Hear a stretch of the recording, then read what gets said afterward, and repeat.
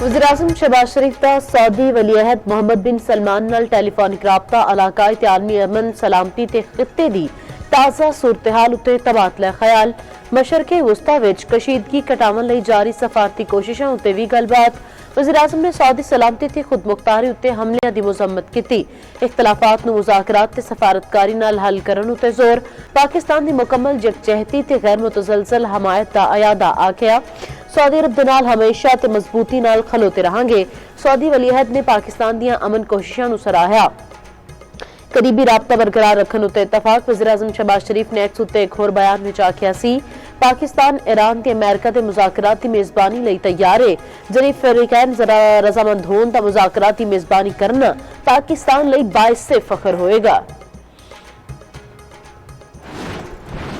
ईरानी क़यादत मुका दित्ती। हुण ईरान विच नवी क़यादत है। यही रजीम चेंज अमरीकी सदर डोनाल्ड ट्रंप की अनोखी मंतक क्या नवे ईरानी क़यादत मुआहदा करन जा रहे ने। ईरान इस बार समझदारी नाल गलबात कर रहा है। ईरान नाल गलबात विच नायब सदर जेडी वेंस, वज़ीर खारजा मार्को रूबियो, स्टीव विटकोफ ते जैरेड कुशनर भी शरीक ने। व्हाइट हाउस विच तकरीब नाल खिताब करदे होया ट्रंप ने दावा किया कि ईरान ने सानू तेल ते गैस के हवाले नाल बड़ा तोहफा दिता। और तोहफा बहुत कीमती है ते आबना हुरमस तो मुतल्लिक सी। सऊदी अरब, यूएई ते कतर ईरान के मामले में बहुत बेहतर रहे।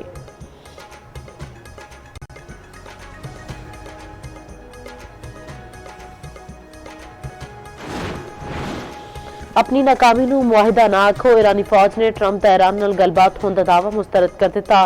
खातमुल अंबिया मरकजी हैडक्वार्टर के तर्जमान इब्राहिम जुल्फकारी ने आखिया कि तुहाडे अंदरूनी इख्तलाफात इस हद तक बढ़ गए ने कि तुसीं खुद नूं ही मुज़ाकरात करन लग पे हो। ईरानी कौम के खिलाफ हमलियां दा ख्याल ज़हन तो कढ़न तक न तेल दीयां कीमतां पहले वर्गियां होणगियां न पुराना निज़ाम बहाल होवेगा। पहले दिन तो आखदियां साडे वर्गे तुहाडे वर्गियां नाल समझौता नहीं करनगे।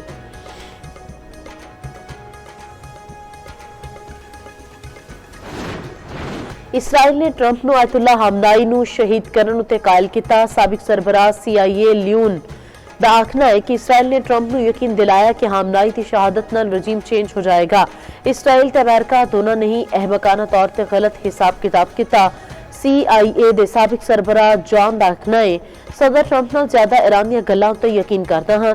ईरानी हुकूमत वालों ट्रंप इंतजामिया नाल किसी किस्म की गलबात नहीं हो रही।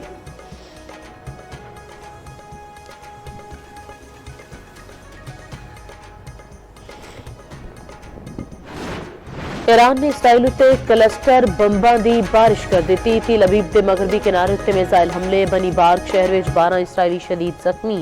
पासदारान इनकलाब दा इसराइली फौज के कमर्शियल लॉजिस्टिक ते स्पोर्ट्स मराकज़ नूं निशाना बनाने का दावा।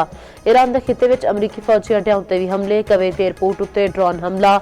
फ्यूल टैंक विच अग लग गई। कोई जानी नुकसान नहीं होया। अरबाइल विच होटल ते ड्रोन हमला। अमरीकी फोर्सेस नूं निशाना बनाने का दावा। ईरान दे हामी मलेशिया दा बगदाद विच अमरीकी अड्डे विक्टोरिया उत्ते हमला। रेडार ते ब्लैक हॉक हेलीकॉप्टर तबाह करने का दावा। शुमाली इसराइल विच हिजबुल्ला दे मिसाइल हमले विच एक इसराइली हलाक तो जख्मी।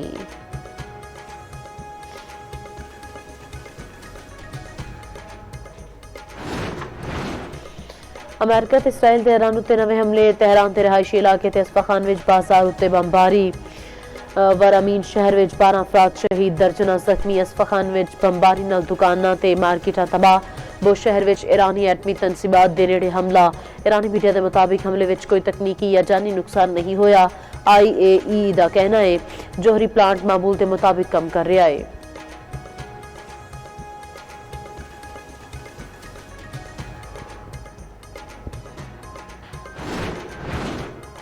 नुतंज अस्फाकान ते फर्दू जोहरी प्लांट्स खत्म किए जान। ईरान दी सरजमीन उत्ते यूरेनियम अफसुर्दगी रोकी जाए। अमेरिका ने पाकिस्तान के जरिए ईरान नूं 15 नकाती अमन मनसूबा भिजवा दिता। आखिया आपने हुरमुज़ विच आज़ाद मैरीटाइम जोन कायम किया जाए। ईरान नूं खिते विच प्रॉक्सीज़ नूं फंडिंग बंद करना होएगी। न्यूयॉर्क टाइम्स की रिपोर्ट के मुताबिक अमन मनसूबे का मकसद जंग तो निकलन का रस्ता तलाश करना है।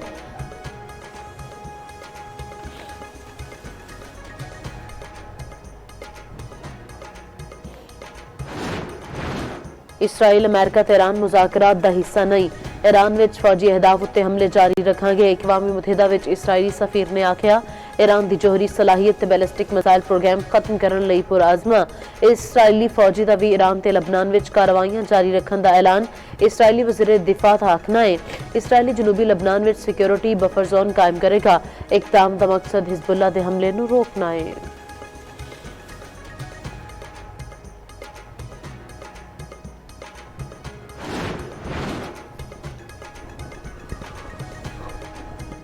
पेंटागन का 3000 फौजी मशरक़े वस्ता भेजने का मनसूबा। अमरीकी मीडिया के मुताबिक पेंटागन ने 82वीं एयरबोर्न कॉम्बैट डिवीजन के एहलकारां नूं खित्ते विच भेजने का हुक्म दे दिता। तैनाती का मकसद सदर ट्रंप नूं होर अस्करी ऑप्शनस फराहम करना है। अमगाने फौज नूं इवें दे थां उत्ते रखा जाएगा जिस जगह ईरान नूं हदफ बनाया जा सके।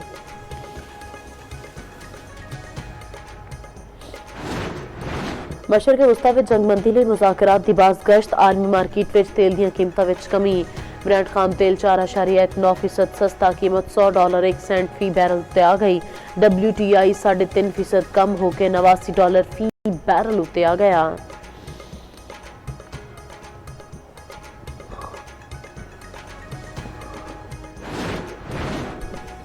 पाकिस्तान स्टॉक एक्सचेंज विच जबरदस्त तेजी। इंडेक्स 2.24% वध गया। 100 इंडेक्स विच 3400 तो वध पॉइंट्स का इजाफा। 1,57,609 पॉइंट्स की सतह उत्ते ट्रेडिंग।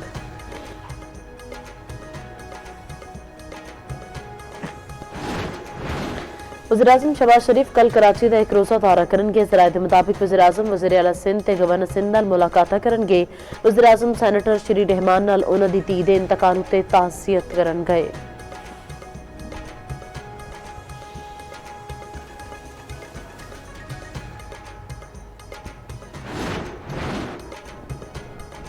पेट्रोल हुण डिजिटल ऐप नाल मिलेगा। तयशुदा कोटे के मुताबिक रोजाना का पेट्रोल ते डीजल मिल सकेगा। हुकूमत का प्लान तैयार। पेट्रोलियम मसनूआत का राशनबंदी डिजिटलाइज करने का फैसला। वज़ीर-ए-आज़म सदर मुमलिकत नूं पेट्रोलियम सबसिडी उत्ते एतमाद विच लैणगे। ज़राए के मुताबिक डिजिटल ऐप उत्ते हर शहर का गड्डी नंबर शनाख्ती कार्ड रजिस्टर्ड होवेगा। शहरी की लोड़ ते दस्तयाबी के मुताबिक पेट्रोलियम कोटा मुकर्रर होवेगा। वज़ीर खजाना दी ज़ेर सदारत तवानाई सूरत हाल तो मुतल्लिक इजलास। पेट्रोलियम मसनूआत के ज़खायर तसल्ली बख्श करार। और नियतों की दुरुस्तगी के लिए फिर एक बार अवाम को खड़ा होना पड़ता है। आज आपके पास इसीलिए आए हैं। इस हालत जंग में अवाम को मजबूर ना करें अपने अपने मामलात के लिए सड़कों पे आने के लिए। उनको मजबूर ना करें।